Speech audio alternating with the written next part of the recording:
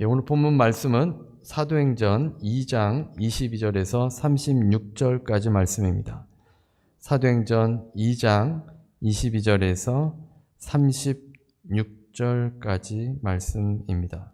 제가 가지고 있는 성경, 신약성경 189면에 있습니다. 사도행전 2장 22절에서 36절까지의 말씀입니다. 사도행전 2장 22절에서 36절까지의 말씀입니다. 제가 가지고 있는 성경, 신약성경 189면입니다. 우리 같이 함께 22절부터 36절까지 함께 합독하겠습니다. 이스라엘 사람들아, 이 말을 들으라. 너희도 아는 바와 같이 하나님께서 나사렛 예수로 큰 권능과 기사와 표적을 너희 가운데서 베푸사 너희 앞에서 그를 증언하셨느니라.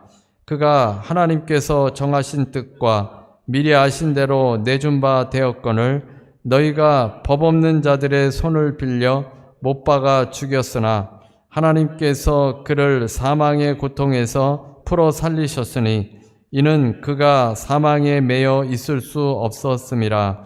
다윗이 그를 가리켜 이르되 내가 항상 내 앞에 계신 주를 배웠으며 나로 요동하지 않게 하기 위하여 그가 내 우편에 계시도다. 그러므로 내 마음이 기뻐하였고 내 혀도 즐거워하였으며 육체도 희망에 거하리니 이는 내 영혼을 음부에 버리지 아니하시며 주의 거룩한 자로 썩음을 당하지 않게 하실 것임이로다. 주께서 생명의 길을 내게 보이셨으니 주 앞에서 내게 기쁨이 충만하게 하시리로다 하였으므로 형제들아, 내가 조상 다윗에 대하여 담대히 말할 수 있노니 다윗이 죽어 장사되어 그 묘가 오늘까지 우리 중에 있도다.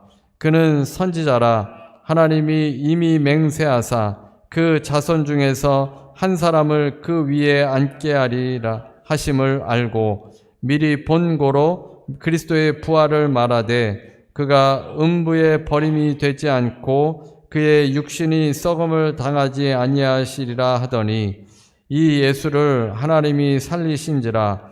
우리가 다 이 일의 증인이로다. 하나님이 오른손으로 예수를 높이심에 그가 약속하신 성령을 아버지께 받아서 너희가 보고 듣는 이것을 부어주셨느니라.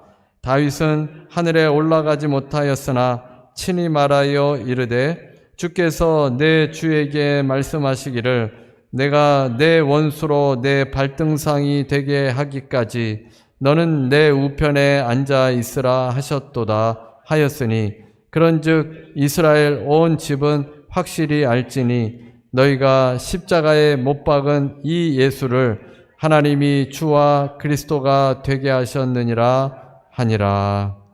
아멘.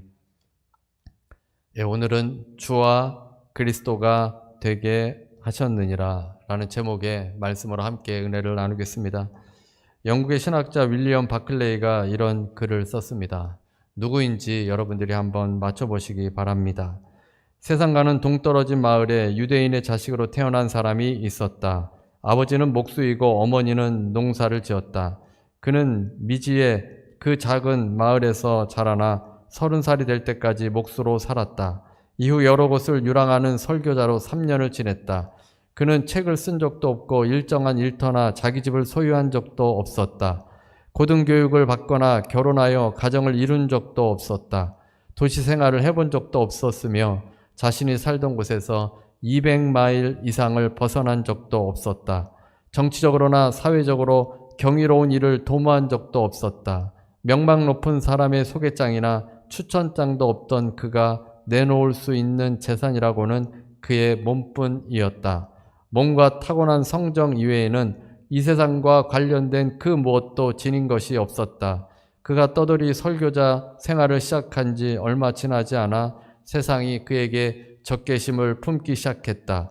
그의 친구들은 그를 버리고 도망갔고 그 중에 한 사람은 그를 배신하기까지 했다. 그는 반대자의 손에 넘겨져 형식적인 재판을 거친 뒤 두 강도와 함께 십자가에 못 박혔다. 그가 죽기 직전 그를 십자가에 못 박은 처형자들은 그의 유일한 재산이던 겉옷을 서로 갖기 위해 그가 보는 데서 제비를 뽑았다. 그의 숨이 멎자 시체는 남의 무덤에 안치되었다. 한 인간의 고독한 생애였다. 그러나 2000년의 세월이 흐른 오늘날 그는 인류의 중심에 그리고 영원을 향한 대열의 최선두에 서 있었다. 역사상 가장 강력한 군대, 가장 권위 있는 집단, 가장 뛰어난 왕들을 모두 합한다 하여도 인류의 삶에 미친 영향력에 관한 한 저 고독한 생애에는 전혀 필적할 수 없다. 누구입니까? 모두가 예상하듯이 예수님이십니다. 교회에서는 모르면 무조건 예수님이라고 답하시면 반은 맞을 것입니다. 예수님에 의해서 이 세상이 새로워지고 인류의 역사가 새롭게 되었습니다. 인간의 역사는 AD와 BC로 나뉩니다.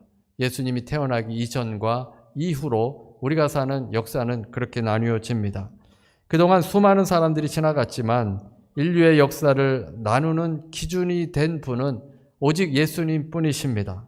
소크라테스, 징기스칸, 공자, 나폴레옹, 알렉산더, 정말 대단한 사람들이지만 그들 누구도 인류의 역사를 가늠할 수 있고 기준이 될 수 있는 사람은 아무도 없습니다. 오직 예수님만이 인류의 역사의 기준이 되십니다. 예전에 유스그룹 아이들과 성경 공부를 할 때 종교들을 이렇게 서로 비교하는 성경 공부를 한 적이 있습니다. 박스를 준비해서 여러 종교를 소개합니다. 먼저 이슬람이라는 박스를 만들어서 그 상자를 열어보도록 했습니다. 이슬람이라는 상자를 열어보면 그것에는 코란이 들어가 있습니다. 불교라는 종교의 박스를 열어보면 불교의 경전이 들어가 있습니다. 다른 종교는 그 창시자보다도 창시자들의 가르침이 핵심입니다. 그 가르침이 그 종교의 중심이 됩니다.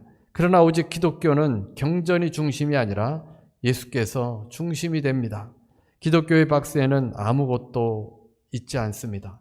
오직 예수님이 우리의 중심이 되시기 때문입니다. 우리의 기준이시고 예수님이 말씀이십니다. 요한복음 1장 1절에 보면 태초에 말씀이 계시니라. 이 말씀이 하나님과 함께 계셨으니 이 말씀은 곧 하나님이시니라. 이 말씀, 로고스, 이 헬라어로 보면 로고스인데 로고스 자체가 예수님이시라는 겁니다. 그 말씀이신 예수님께서 이 땅에 인간이 되셔서 인간의 역사에 오셨습니다. 예수님께서는 가르침도 주시지만 가르침보다도 예수님 자신을 주시려고 이 땅에 오신 것입니다. 예수님의 가르침이 아니라 예수님께서 우리 마음의 중심에 있어야 합니다. 예수 그리스도께서 우리의 구원자가 되십니다. 요한복음에 보면 먼저 윤리를 가르치지 않습니다. 이렇게 살아야 한다, 저렇게 살아야 한다, 이것을 먼저 가르치지 않는다는 사실입니다. 그것보다는 예수님께서 표적을 통해서 예수 그리스도를 믿도록 합니다. 예수님께서 구원자이고 메시아로 오신 것을 믿도록 합니다. 사람들이 예수님을 따르며 주님의 제자가 되도록 합니다. 제자가 된 다음에 제자답게 사는 것을 말씀합니다. 그 제자의 윤리에 대해서 그 후에나 말씀하는 겁니다. 바울도 로마서에 보면 그리스도를 믿는 신앙에 대해서 말씀한 다음에 그 다음에 그리스도인으로서 어떻게 살아가야 하는지를 윤리를 말씀해 주고 있습니다. 에베소서에서도 보면 하나님께서 이루신 그 놀라운 일들, 주님께서 하신 그 놀라운 일들을 말씀하신 다음에 그 후반부에서 이제 우리가 어떻게 반응해야 하는가, 이것에 대해서 말씀을 주고 있습니다. 가르침이 결코 먼저가 아닙니다. 주님께서는 도덕적으로 선하고 교육을 많이 받고 똑똑하고 그런 사람을 선별해서 제자로 삼지 않으셨습니다. 테스트가 있어서 그 테스트를 통과하는 사람들만 주님의 제자가 되는 것이 아니었습니다. 주님께서는 간절히 기도하시면서 제자를 선택하셨는데 선택한 제자들마다 하나같이 세상적으로 볼 때는 평범한 사람들 또는 더 떨어지는 그런 사람들, 갈릴리 촌사람들입니다. 정말 부족한 사람들인데 그들이 예수님을 믿고 난 후에 그의 삶들이 변화되어서 사도행전에 보면 놀라운 모습들을 보게 됩니다. 우리도 그 과정이 동일합니다. 부족하고 연약하고 실수투성이이지만 우리가 예수님을 믿어서 구원을 받고 그 구원을 받은 이후에 변화되어 가는 것입니다. 우리가 부족해도 예수님을 믿으면 다 구원을 받습니다. 그리고 구원받은 우리가 주님 안에 있으면 점차적으로 변화되는 삶을 살아가게 됩니다. 그래서 신앙에 있어서 무엇보다 중요한 것은 예수님을 올바로 믿는 것입니다. 예수님께서 누구인지를 잘 알아야 합니다. 예수님의 가르침보다도 그 예수가 누구이신지 그 예수님을 우리가 믿어야 합니다. 정직하게 살아야 한다, 신실해야 한다, 도둑질하지 말라, 이런 가르침보다도 예수님을 믿으라는 겁니다. 여러분은 예수님을 어떤 분으로 믿고 있습니까?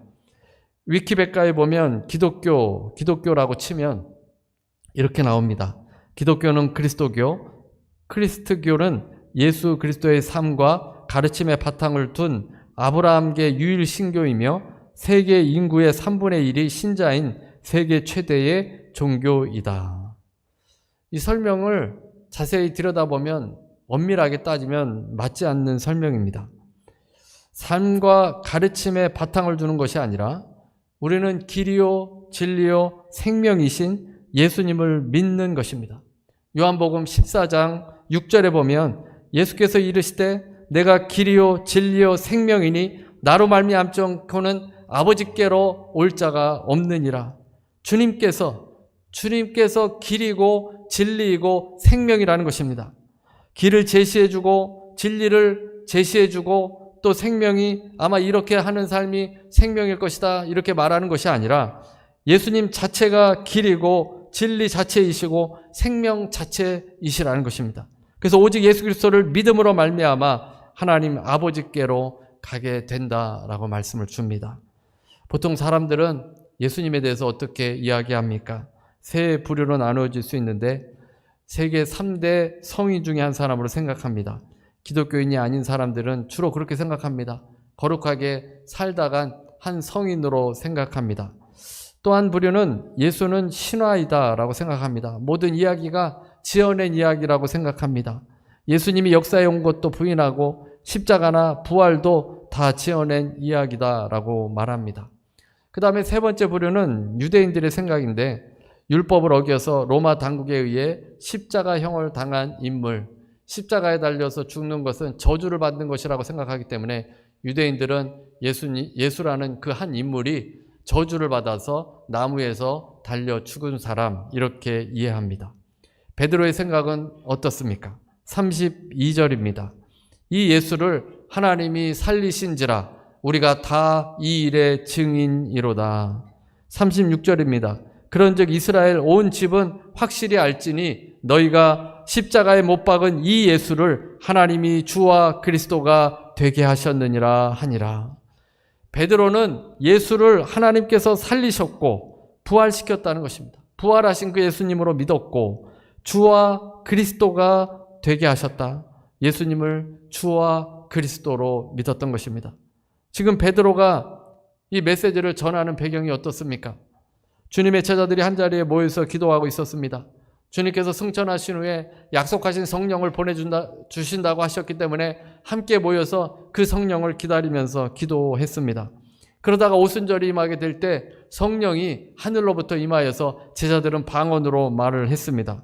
각 나라에서 온 사람들이 제자들의 방언의 말을 듣고는 자기의 나라의 말로 들려지게 되었습니다. 그래서 기이하게 생각했습니다.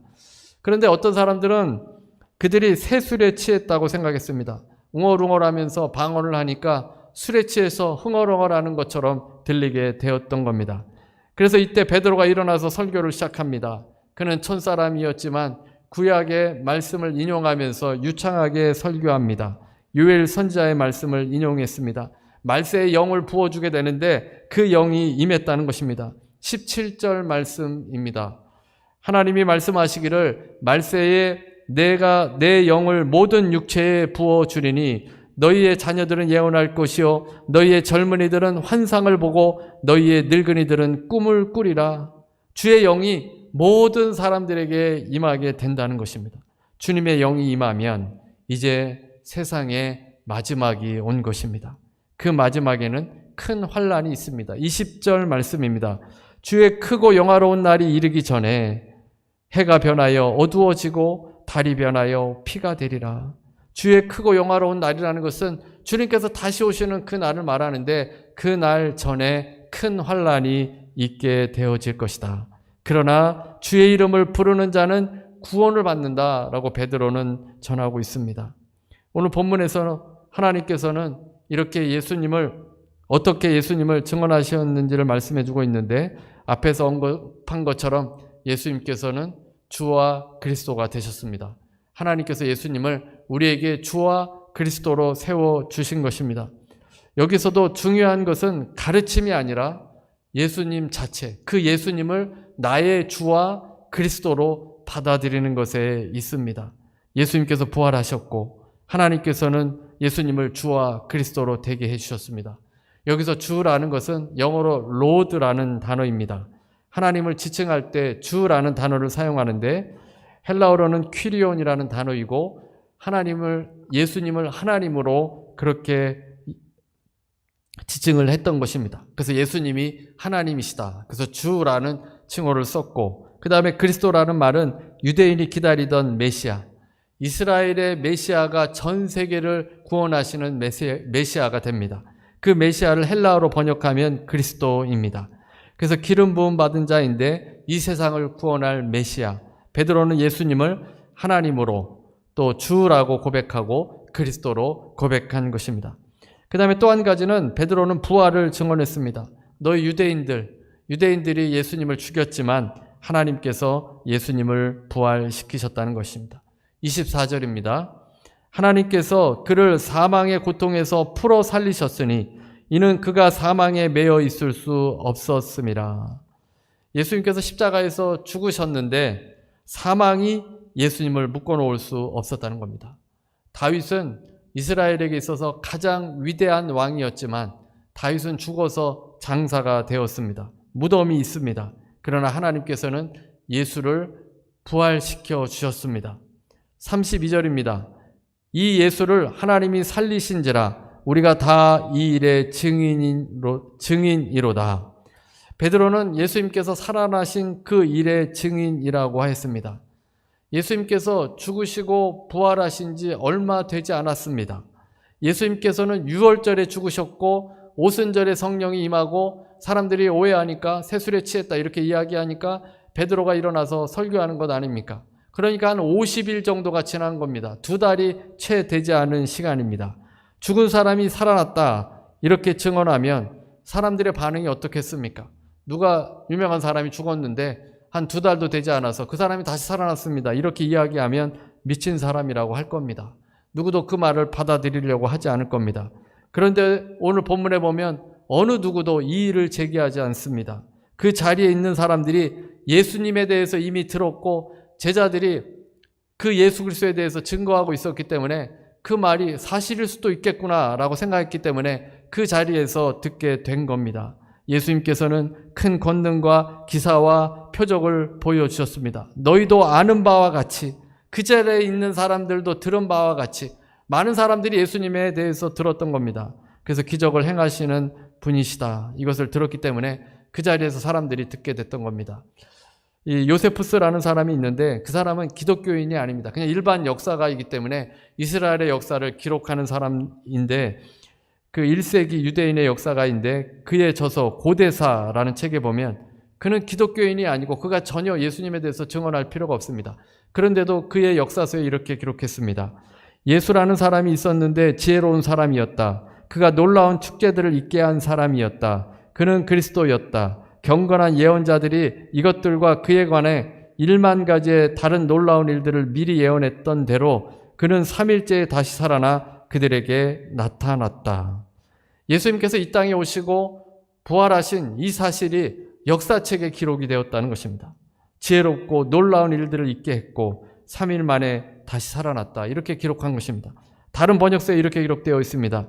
그 당시 예수라 불리는 지혜로운 자가 있었다. 그의 행위는 선했고 고결하신 분으로 알려졌다. 많은 유대인들과 다른 나라에서 온 사람들이 그의 제자가 되었다. 빌라도가 예수를 십자가형에 처해 죽게 하였다.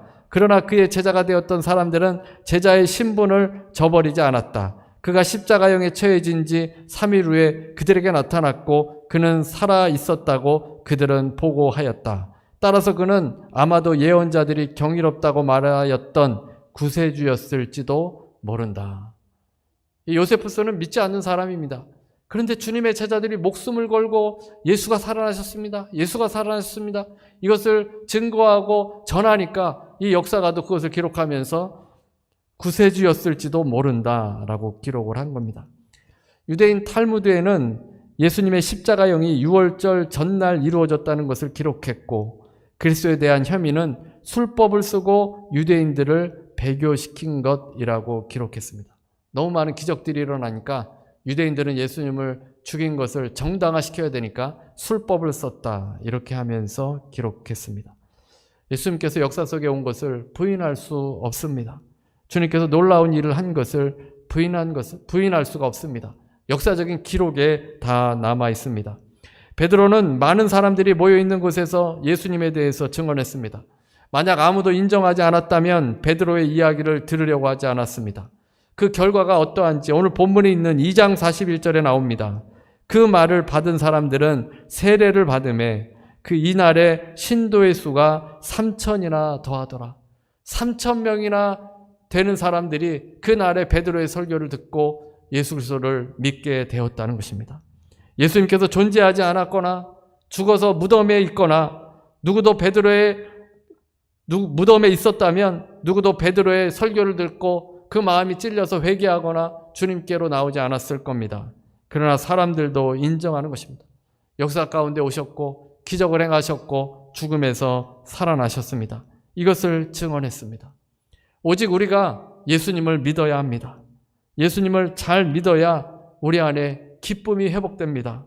이번 부흥의 기간에 조금 회복이 되신 것 같습니다. 여러분의 표정도 달라지고 저도 또 많이 은혜를 받았습니다.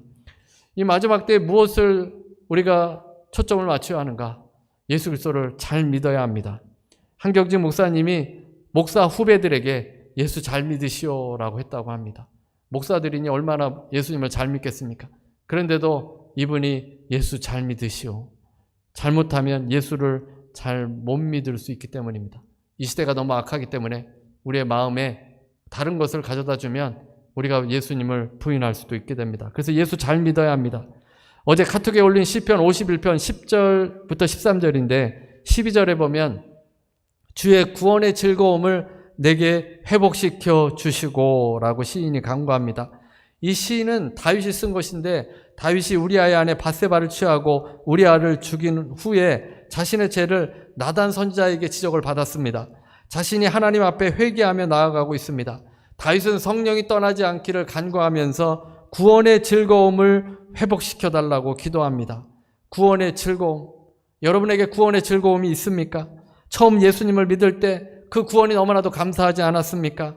항상 기뻐하며 주님께서 나를 구원해 주신 것, 부족하고 연약하고 죄 가운데 있는 나를 구원해 주신 것에 너무나도 감사하며 하나님께 나아갔을 겁니다. 그런데 이제 신앙생활이 계속되면서 이 세상의 탐욕으로 죄를 짓게 되면 이 기쁨을 잃어버리게 됩니다. 다윗이 하나님의 은혜에 감사하며 하나님께 구원의 기쁨으로 나아가고 있을 때 그의 삶에는 찬양과 감사와 기쁨이 넘쳐났습니다. 그러나 탐욕을 쫓아 행하게 됩니다. 간음죄를 짓고 사람을 죽이게 됩니다. 그때 다윗의 마음에는 구원의 기쁨이 사라져가 버린 것입니다. 우리가 신앙생활하면서 구원의 기쁨을 빼앗아가는 것이 얼마나 많습니까? 세상을 따라 탐욕대로 살아가면 여러분 마음에 구원의 기쁨이 사라지게 됩니다. 이민생활하면서 척박한 이민생활하면서 여러분의 구원의 기쁨을 빼앗고 있지는 않습니까? 분노이든 중독이든 상처이든 자꾸만 우리 마음속에 주님을 믿어서 구원받은 그 구원의 너무나도 놀라운 그 구원의 기쁨을 잃어버리고 있는 겁니다. 기쁨으로 사람을 살리는 사람들 아닙니까? 구원의 기쁨이 가득해야 우리가 누군가도 구원할 수 있습니다. 저 사람은 어떻게 저렇게 기뻐하며 살 수 있지 하면서 저 사람이 다니는 교회, 저 사람이 믿는 예수 그리스도를 나도 한번 믿어보고 싶다라고 생각이 되어집니다. 근데 여러분이 인상을 찌푸리고 화가 나 있고 이러면 누가 예수님을 믿고 싶어 하겠습니까? 나랑 똑같은 사람인데 저 사람이 믿는 예수 그리스도를 알고 싶어 하지도 않을 겁니다. 구원의 기쁨이 사라져 가기 때문입니다. 얼굴이 차가워지고 태도가 차가워지고 말에 상처가 돋습니다. 세상이 내 뜻대로 되지 않으니까 기뻐하지 않게 되어집니다. 이 구원의 기쁨은 성령께서 우리에게 기쁘게 해 주십니다. 우리가 성령으로 충만하면 다시 기쁨이 채워집니다. 그 성령은 예수 그리스도를 증거하고 구원의 기쁨에 초점을 맞출 수 있도록 해줍니다. 지난 주간에 차준희 목사님으로부터 책 한 권을 선물 받았습니다. 시인의 영성 두 번째 책인데 시편을 기록한 책입니다. 좀 더 연구해서 여러분과 함께 이 시편도 나누도록 하겠습니다. 이 시편에 보면 인과응보가 이루어지지 않는 이유가 무엇인가? 시인들은 이것 때문에 괴로워하고 하나님께 울부짖으면서 기도했습니다. 악인들이 형통하고 악인들은 죽을 때도 편하게 죽고 하나님 어떻게 이런 일들이 일어날 수 있습니까? 그 이유가 무엇입니까? 울부짖으면서 하나님께 탄원하는 기도입니다. 탄원하는 기도를 방향상실이라고 합니다. 하나님께 잘 이렇게 살고 있다가 방향을 상실해버립니다. 이 이유들을 알 수 없으니까 방향을 상실해서 하나님께 탄식하며 탄원하며 기도합니다. 근데 그 이유는 인과응보가 기계적으로 이루어지지 않기 때문입니다. 우리가 예상대로 이루어지지 않기 때문입니다. 선한 일 하나 하면 또 하나의 복을 받고 나쁜 일 하면 심판받고 이렇게 기계적으로 우리의 삶이 이루어지지 않는다는 사실입니다. 예수님께서 십자가에 죽으실 때 제자들 역시 울부짖었을 겁니다. 하나님 왜 하나님의 아들을 죽이십니까? 기적을 베푸신 주님, 인자하신 주님, 따뜻한 사랑을 가지신 주님을 왜 데려가십니까? 예수님의 죽음을 이해할 수 없었을 겁니다. 반면에 탐욕으로 높은 자리에 앉아있는 본디오 빌라도와 제사장과 바리새인들, 그들은 떵떵거리고 살아가고 있습니다. 죄를 짓는 위선자들은 죽지 않고 우리가 너무나도 사랑했던 그 예수님은 십자가에 저주받아 죽은 것처럼 보이게 되었습니다. 이것에 대해서 이들은 의문을 갖게 되었을 것입니다. 하지만 기계적으로 인과응보가 일어나지 않는다는 사실입니다. 하나님께서는 눈에 보이도록 그런 방식이 아니라 우리의 생각을 넘어서는 분이시고 더 깊은 뜻으로 인도하시는 분이 하나님이십니다. 하나님께서는 뒷짐지고 계신 분이 아니십니다. 포기하신 것이 아니십니다. 하나님의 방법은 너무 차원이 높기 때문에 그 방법을 우리가 다 알지 못할 뿐입니다. 하나님께서는 예수님을 살리시고 부활시키셔서 예수를 주와 그리스도로 삼아 주셨습니다. 우리의 인생이 이곳이 다가 아닌 것입니다. 우리의 주 되신 예수님, 그리스도이신 예수님께서 온 우주의 왕이시고 심판자이십니다. 구원의 기쁨은 이 근본적인 사실을 여러분이 받아들일 때 회복되어집니다. 다윗은 미리 예수님께서 오심을 보게 되었습니다. 그래서 28절에 보면 주께서 생명의 길을 내게 보이셨으니 주 앞에서 내게 기쁨이 충만하게 하시리로다. 생명의 길을 아는 사람은 기쁨이 충만하다라고 고백합니다.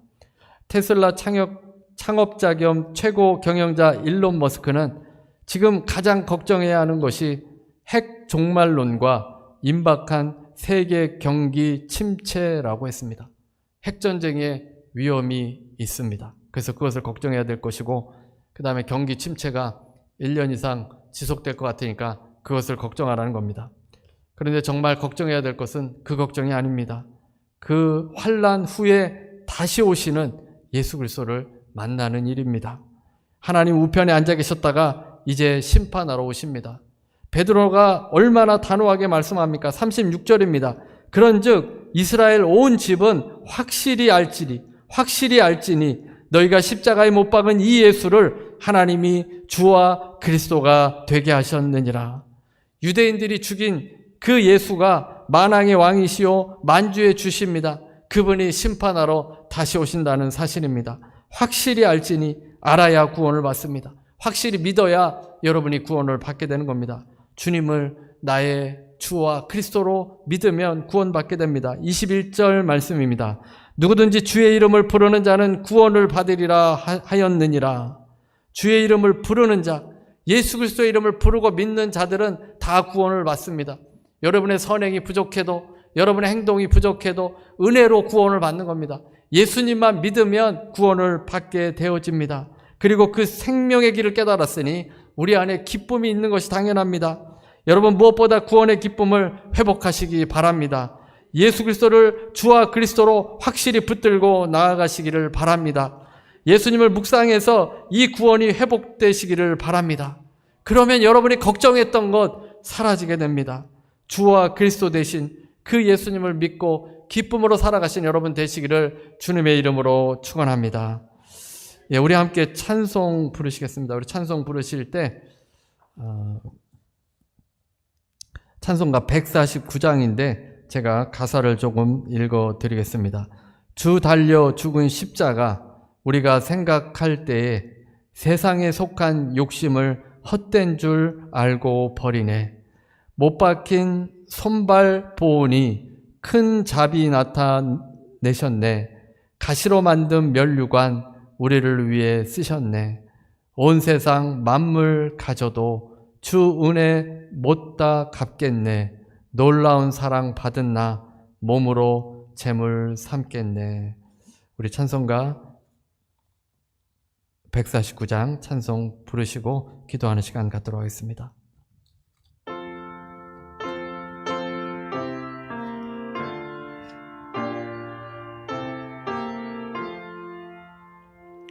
주 달려 죽은 십자가, 우리가 생각할 때에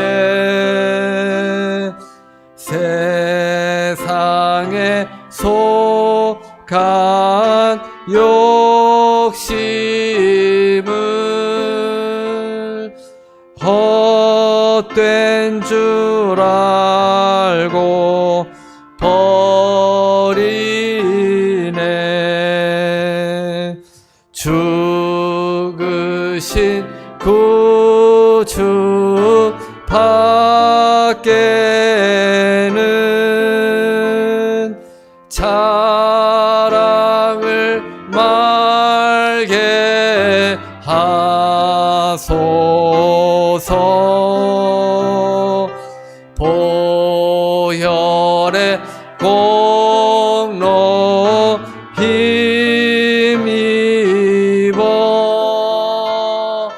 교만한 마음을 버리네. 못 박힌 손발 보니 큰 자비 나타내셨네. 가시로 만든 면류관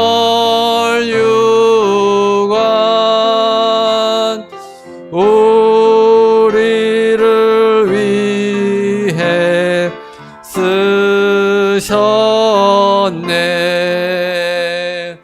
온 세상 만물 가져도 주의 못다 갚겠네. 놀라운 사랑 받은 나 몸으로 재물 삼겠네. 우리 시간에 다같이 통성으로 한 목소리로 기도하겠습니다.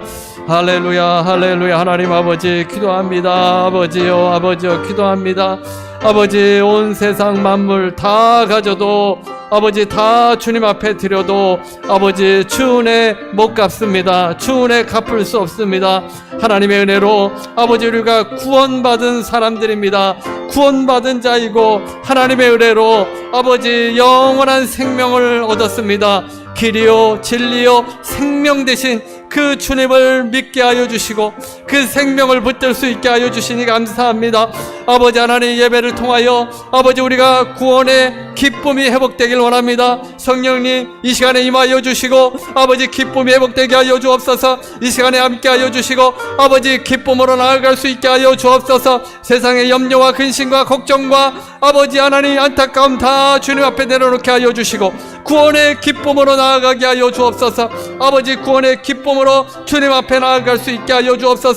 아버지 하나님, 누구든지 주의 이름을 부르는 자는 구원을 받는다고 하였습니다. 구원을 받는다고 하였습니다. 주님의 이름 부르고 주님을 붙들어 구원받는 아버지 하나님 놀라운 역사 아버지 일어나게 하여 주시옵기를 원합니다. 하나님 아버지 도와주옵소서. 아버지 구원의 확신으로 나아가게 하여 주옵소서. 아버지 구원의 응답으로 나아가게 하여 주옵소서. 구원하신 그 즐거움으로 살게 하여 주옵소서. 주의 구원의 즐거움을 회복시켜 주옵소서. 아버지 구원의 기쁨을 회복시켜 주옵소서. 아버지 구원의 그 희락을 아버지 하나님 회복시켜 주옵소서. 하나님 이 땅에 머물러 있지 않게 하여 주시고 아버지 고통과 아버지 아픔 속에 문제 속에 무너지지 않게 하여 주옵소서. 구원의 기쁨 붙들고 아버지 일어서게 하여 주옵소서. 구원의 기쁨으로 하나님 앞에 감사하며 나아갈 수 있게 하여 주옵소서. 그 구원의 기쁨이 우리의 삶을 주장하게 되어지길 원합니다. 그 기쁨으로 찬양하고 그 기쁨으로 감사하며 그 기쁨으로 하나님 주님 오직 증거하는 주의 백성들 되어도록 인도하여 주옵소서. 아버지여 도와주시옵길 원합니다. 아버지여 역사하여 주시옵소서. 아버지여 인도하여 주옵소서. 아버지여 은혜를 더하여 주셔서 아버지 성령의 역사를 통하여 하나님 구원받는 아버지 역사, 기쁨을 회복하는 역사, 아버지 하나님 의심에서 확신으로 바뀌어지는 역사들 일어나게 하여 주옵소서. 아버지 예수 그리스도만이